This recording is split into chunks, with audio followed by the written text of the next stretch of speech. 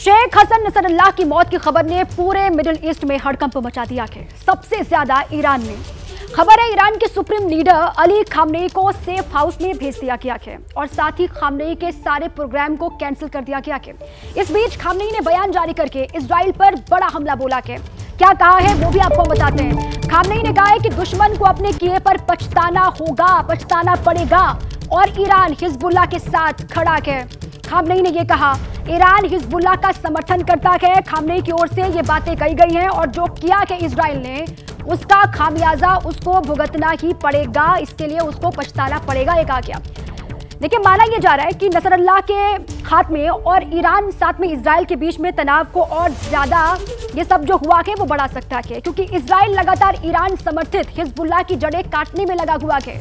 पिछले 2 महीने में हिजबुल्लाह की पूरी कहानी खत्म हो चुकी है। दिखाते रिपोर्ट।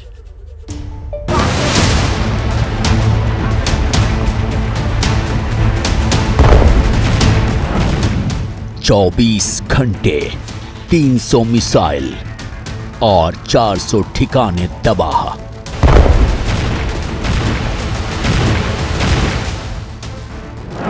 ऑपरेशन के 60 दिन, हिजबुल्लाह की लीडरशिप खत्म। आईडीएफ का न्यू ऑर्डर, लेबनान से ईरान तक डर। Hezbollah chief Sheikh Hassan Nasrallah की मौत की खबर आते ही लेबनान से ईरान तक खलबली मच गई है। न्यूयॉर्क में यूएन जनरल असेंबली में शिरकत करने पहुंचे ईरान और लेबनान के विदेश मंत्री रूस के विदेश मंत्री सरगेई लावरोव से मुलाकात करते दिखाई दिए। इस मुलाकात के पीछे की वजह समझना मुश्किल नहीं है। पिछले 2 महीने में इजराइल ने जिस तरह से अपने दुश्मनों को दफन करने के लिए ऑपरेशन चलाया है, उसकी धमक लेबनान हो या ईरान, हर जगह सुनाई दे रही है।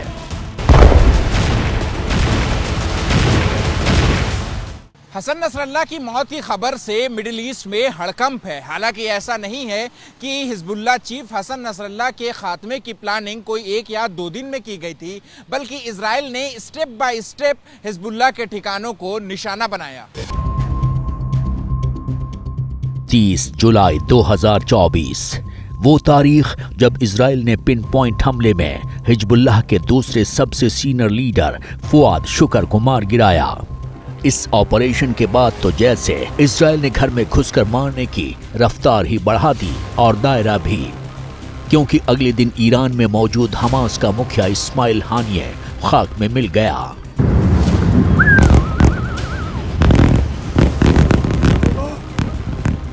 पिछले 2 महीने में हिजबुल्लाह की पूरी लीडरशिप खत्म हो चुकी है। आईडीएफ की ओर से जारी की गई इस तस्वीर पर गौर कीजिए। इस तस्वीर में हिजबुल्लाह की टॉप लीडरशिप के चेहरे हैं और ये सभी इजराइल के हमले में ढेर हो चुके हैं। Hezbollah chief Hassan Nasrallah, Radwan force का chief commander Ibrahim Aqil, strategic unit का मुखिया फुआद शुक्र, अली करकी, रादवान फोर्स का विशाम अल्ताविल समेत हिजबुल्लाह की लीडरशिप में शामिल 18 चेहरे मौत की आग में दफन हो चुके हैं। अब हिजबुल्लाह की लीडरशिप में सिर्फ नाम बाकी है, अबू अली रिदा, जो जिंदा है या मर गया, आईडीएफ ने कोई पुष्टि नहीं की है। इजराइल ने पिछले 2 महीनों में अपने दुश्मनों को खाक में मिलाने के लिए नॉनस्टॉप कार्रवाई की है। 17 सितंबर को लेबनान में पेजर और 18 सितंबर को वॉकी टॉकी में हुए विस्फोट को भी इजराइल की प्लानिंग से जोड़कर ही देखा जा रहा है। 17 सितंबर को पहले हिजबुल्लाह के लड़ाकों के पास मौजूद पेजर में विस्फोट हुए। फिर 18 सितंबर को वॉकी टॉकी बीप बीप की आवाज के साथ फटने लगे।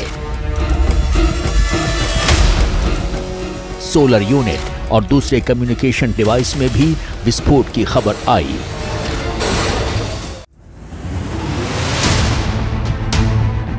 बताया जा रहा है कि इन विस्फोटों ने हिजबुल्लाह के कमांडर और लड़ाकों को कंफ्यूज कर दिया है।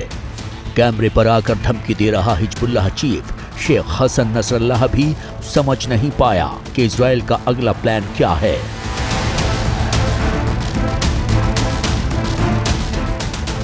दरअसल इजराइल ने हिजबुल्लाह को समझने का वक्त ही नहीं दिया। 18 सितंबर को वॉकी टॉकी सेट्स और दूसरे कम्युनिकेशन डिवाइस में विस्फोट के अगले ही दिन इजराइल ने आसमान से मोर्चा खोल दिया। इजराइल ने दक्षिणी लेबनान में मौजूद हिजबुल्लाह के ठिकानों को निशाना बनाना शुरू किया।